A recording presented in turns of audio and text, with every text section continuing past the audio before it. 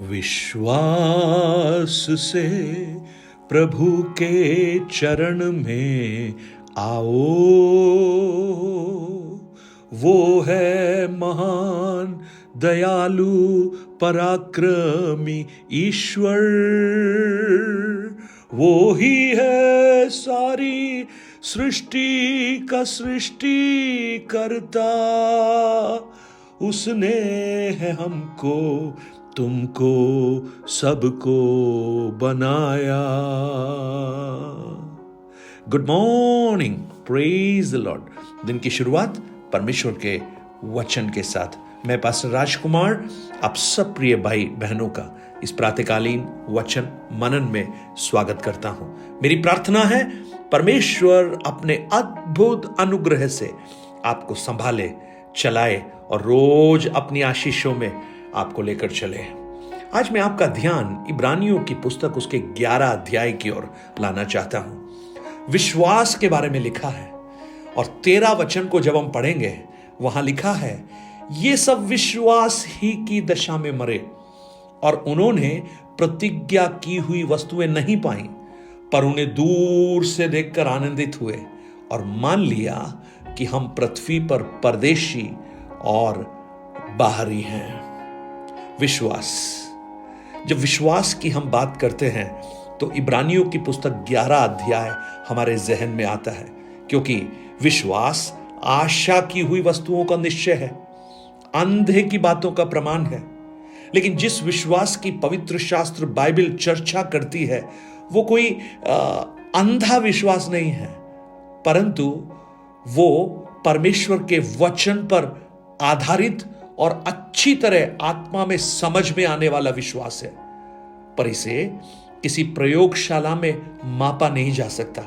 ये हमारे सेंसस से बाहर है, जो हमारे मानसिक जो सेंसस हैं उससे बाहर है। और इसीलिए यहां पर लेखक क्या कहता है कि हमारी जो शारीरिक आंखें हैं, जो बातें देखती हैं, जो बातों को वो समझती हैं, जिन बातों को हम छूकर अनुभव कर सकते हैं, फेथ वो नहीं है, परंतु विश्वास वो चीज है जो हमारे विश्वास का जो ऑर्गन, जो फेथ है, उसके द्वारा देखा जा सकता है, जिसको देखा नहीं है। Praise the Lord. आपने आंखों से नहीं देखा, आपने छूकर नहीं देखा, आपने उसको टच कर कर अनुभव नहीं किया, परंतु आप उसे अपने विश्वास के द्वारा अनुभव करते हैं। और इस विश्वास के लिए कोई तर्क नहीं है, यह तर्क से परे है।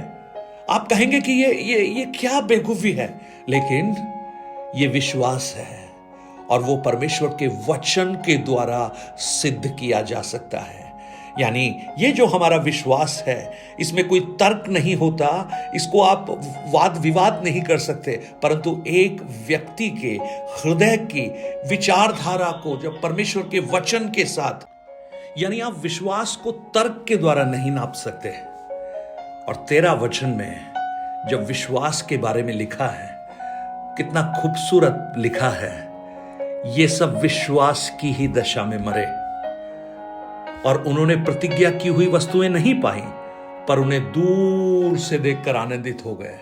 और उस लिस्ट में जब हम पढ़ना प्रारंभ करते हैं, सबसे पहले हम विश्वास के द्वारा हम जानते हैं कि सृष्टि की रचना परमेश्वर के वचन के द्वारा हुई है। इट इज फेथ, ये विश्वास है जो हमें ये सिखाता है कि परमेश्वर के वचन के द्वारा सब कुछ सृष्टि किया गया है।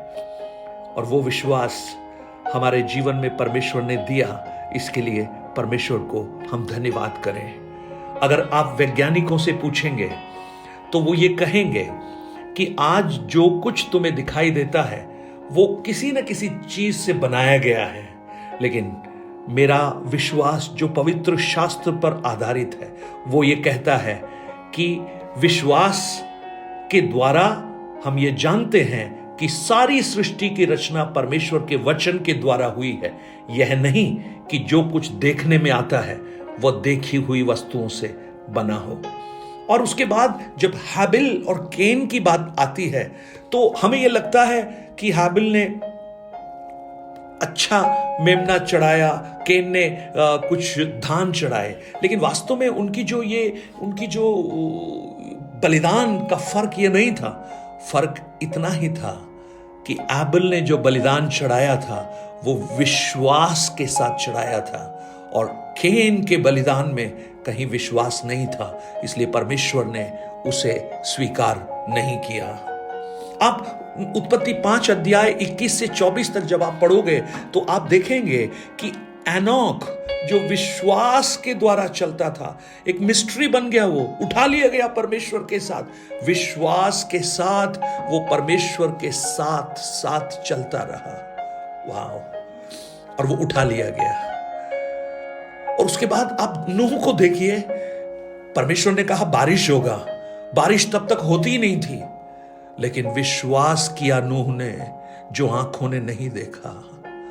आज आप भी बहुत बातों पर विश्वास करते होंगे, लेकिन जब हम विश्वास की बात करते हैं तो हमें लगता है कि संसार की चीजें हमें मिलना प्रारंभ हो जाएं। लेकिन इन लोगों के बारे में लिखा है, अब्राहम के बारे में, ऐसी जगह निकल गया जहां पर वो देखा ही नहीं था कि वो कहां जा रहा है, तो अभी वो निकल गया, विश्वास के द्वारा निकल गया, क्योंकि उसे मालूम था कि परमेश्वर उसे एक ऐसी जगह ले जा रहे हैं जहां वो उसे रखना चाहते हैं। सारा ने बूढ़ी होने पर भी गर्भ धारण किया, हालेलुया।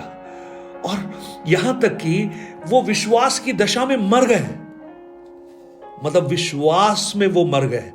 उस बात को जब आप पढ़ेंगे तो आपको हैरानी होगी। उन्होंने अपने वायदों को पाया नहीं, परंतु उन वायदों को उन्होंने दूर से देखा और ये विश्वास कर लिया कि उन्होंने पा लिया है, क्योंकि वो आश्वस्त थे। उन्होंने उस विश्वास को पकड़े रखा। और यहां जब विश्वास की बात कर रहे हैं, अब्राहम और सारा, उन्होंने उस प्रॉमिस को पाया, उस मसीहा को, उस वायदे को उसने पाया, लेकिन उन्होंने पाया नहीं, उसको देखकर दूर से आनंदित हो गए। और जब आप पढ़ेंगे वो विश्वास की दशा में मरे, यानी डेथ बेड पर मरने के समय वो विश्वास को खोज नहीं रहे थे, परंतु वो विश्वास में थे और विश्वास में ही वो मर गए, विश्वास में ही वो मर गए। Praise the Lord. और वो विश्वास से कहीं परे नहीं गए, वो विश्वास में बढ़ते गए, यानी परमेश्वर पर भरोसा किया, विश्वास के उस स्तर से कभी वो नीचे नहीं उतरे। उन्होंने विश्वास रखा और विश्वास था, उसके बावजूद भी मर गए। हम विश्वास इसलिए नहीं रखते कि हम मृत्यु से बच जाएं, परंतु विश्वास में मरना एक उत्तम बात है, क्योंकि विश्वास में जो मरते हैं प्रभु उन्हें विश्वास में जीवित भी करता है। आज मुझे सुनने वाले मेरे प्रिय भाई बहन, आपने यीशु पर क्यों विश्वास किया?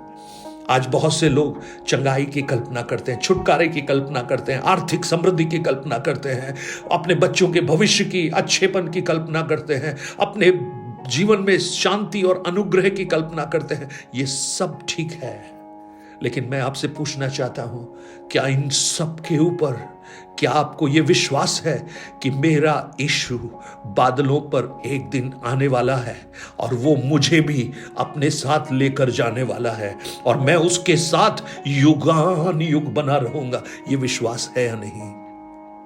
अगर ये नहीं है तो ये विश्वास पैदा कीजिए, क्योंकि पहले कोरिन्थी 15 अध्याय उसके 19 वचन में संत पौलुस एक बड़ी खूबसूरत बात को यहां पर कहता है, और वो वास्तव में हमारे समझ के लिए होनी चाहिए। वो कहता है, यदि हम केवल इसी जीवन में मसीह से आशा रखते हैं तो हम सब मनुष्यों से अधिक अभागे हैं। हमारी आशा यहां की नहीं, हमारी आशा यहां की थोड़ी सी ऐश्वर्य, पदवी, धन, संपत्ति, ये नहीं। हमारी आशा मसीह है, हमारी आशा अनंत जीवन है। और देखिए यीशु ने क्या कहा। यीशु ने ये नहीं कहा मैं तुम्हें आशीष नहीं दूंगा, यीशु ने ये नहीं कहा तुम गरीब बने रहोगे, यीशु ने ये नहीं कहा कि तुम चंगाई को नहीं पाओगे, लेकिन यीशु ने कहा यदि तुम मेरे धर्म और राज्य को खोजोगे तो ये सब वस्तुएं तुम्हें मिलना शुरू हो जाएंगी। धर्म और राज्य को खोजिए। दाऊद ने परमेश्वर को खोजा, भलाई और करुणा जीवन भर उसके साथ चलती रही। आप भलाई और करुणा के पीछे मत जाइए। वो तो संसारिक लोग जाते हैं, अपने इष्ट को प्रसन्न करते हैं, ये अगर देगा तो हम ये कर देंगे। ऐसा नहीं, उसने हमारे लिए सब कुछ कर दिया, इसलिए हम उस पर विश्वास रखें, भरोसा रखें। जब आप उसके पीछे चलना प्रारंभ करेंगे, उसकी आज्ञाओं को मानना प्रारंभ करेंगे, वो आपके जीवन में अपने अनुग्रह को प्रकट करना प्रारंभ करेगा। स्वर्गीय पिता, आज मेरी प्रार्थना है, जब इन वचनों को हम सुन रहे हैं, जब इन वचनों पर हम मनन कर रहे हैं, मेरी प्रार्थना है हर एक सुनने वालों पर अपने अद्भुत अनुग्रह को प्रकट करना, अपनी सामर्थ को प्रकट करना, और वो विश्वास करें उस यीशु पर जो मेरे लिए और उनके लिए आने वाला है, शीघ्र आने वाला है। उसके लिए तैयार हो जाएं विश्वास के साथ। धन्यवाद, आपने इस प्रार्थना को सुना। यीशु के नाम से मांगता हूं पिता, आमेन आमेन। और इन वचनों को औरों तक पहुंचाकर इस सेवकाई को सहयोग कीजिए। मुझे मालूम है आज ये वचन थोड़ा लेट हो गया है, माफ कीजिए। परमेश्वर आपको बहुत बहुत आशीष दे। God bless you.